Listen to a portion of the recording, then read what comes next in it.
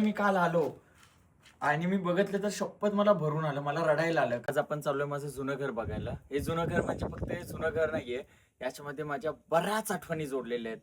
माझं बालपणाची नाळ त्या घराशी जोडलेली आहे.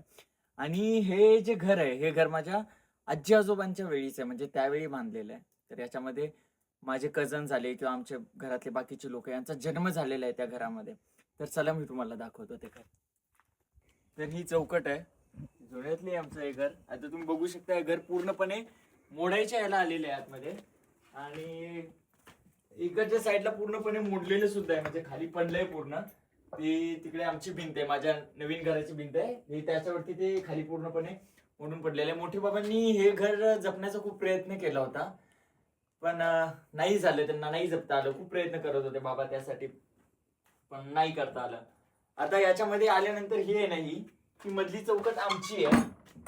इकडच्या साईडचे ते आमचे चुलते आहेत त्यांची आहे, म्हणजे माझ्या पप्पा नंतरचे त्यांची आहे. आणि ही वाली मोठ्या बाबांची चौकट आहे. आवडती इकडे आम्ही सामान बिमान ठेवायचो, खऱ्या वगैरे होत्या.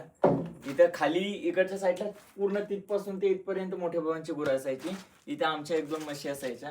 आणि इकडच्या साईडला असायचे ते आमच्या बारक्या चुलत्यांचे असायचे, म्हणजे पप्पांनंतरच्या. आणि 2 चुलतं खालच्या घरी असायचे.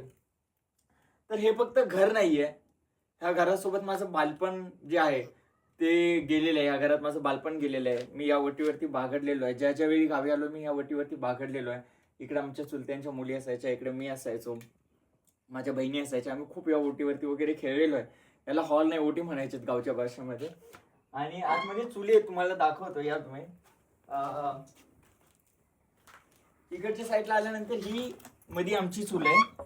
इकडच्या साईडला मोठ्या बाबाची चूल आहे. ही माचळी होती, याच्यावरती टोपली वगैरे असायची, म्हणजे पार्टिशन टोपल्यांचं असायचं.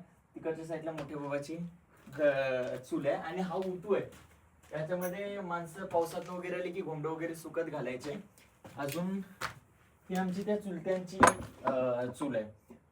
तर हे घर ज्यावेळी मी काल आलो आणि मी बघितलं तर शपथ मला भरून आलं, मला रडायला आलं. कारण या घरात मी माझं बालपण घालवलंय आणि मला तो भावेश आजही असा त्या ओटीवरती खेळताना दिसत होता. अंगावरती काटे आले आणि घर असं रिकामं पडलेलं बघून खूप वाईट वाटलं.